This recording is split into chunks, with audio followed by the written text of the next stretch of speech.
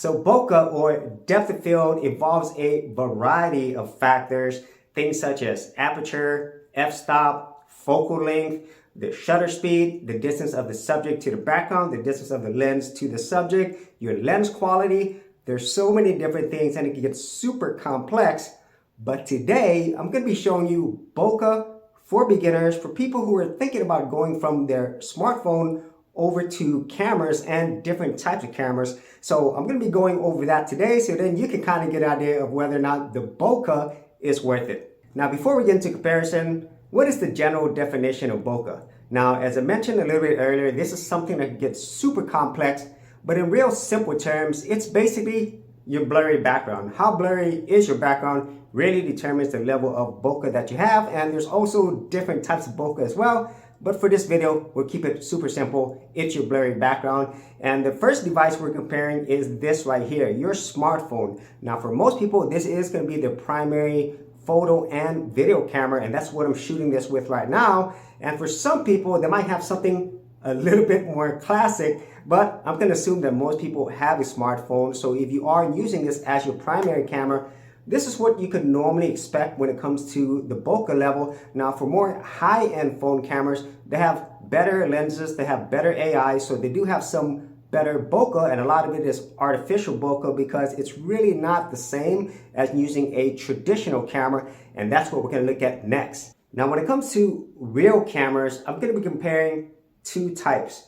And so the first one is a micro four thirds camera. This is a Panasonic G85, and what micro four thirds means is the sensor size. So this is smaller, they use smaller lenses. And then the second one is going to be a full frame camera. So what I have here is a Sony a7 IV. This is a full frame camera, so the lenses are larger, and that is the primary differences when it comes to comparing real cameras versus your smartphone camera. So this is just a lens for the camera, and then you compare that to a lens on a traditional smartphone, and there is definitely a huge difference.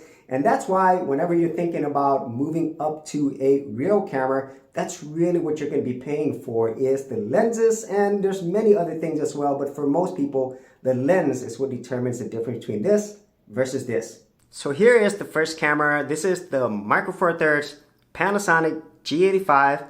I am using a kit lens, and the maximum aperture on this one is 3.5. So this is the type of blurry background level that you could expect to get from a micro four thirds camera with this lens. And now when using the Sony a7 IV full frame camera, I am using the kit lens, and this has a maximum aperture of 3.5, which is the same maximum aperture as the Panasonic G85, but this is a micro four thirds versus a full frame camera lens, so it's not exactly the same, which leads me to the final test I'm going to do, and that is with my Sony 50mm f1.8 prime lens. And if all of that doesn't make sense, it's okay. I just want to show you the different level of bokeh and blurry background whenever you're using different cameras and different lenses. All right, so we're finally at the Bokehlicious level because I am using my Sony 50mm f1.8. This actually has the largest aperture versus my two other cameras. So this one is 3.5. This is my kit lens for the Sony a7 IV. And then for the Panasonic G85, it also has a maximum aperture of 3.5. And this can get kind of confusing because in the whole world of camera lenses, the whole aperture number is actually backwards. And so if you have a large aperture number, it doesn't let as much light in versus a smaller. So this whole portion right here, this whole iris of your lens, that is the aperture. So it controls how much light it lets in, just kind of like the iris in your eyes. And whenever you have a small aperture number like a 1.8, it actually allows more light in versus something like a 3.5, and that affects your overall level of bokeh or blurry background.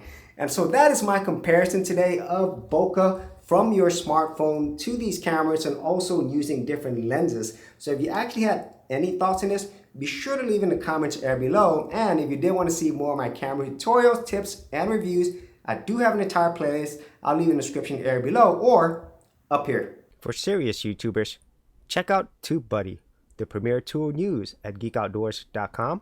Get more done today by checking out the affiliate link in the description area below.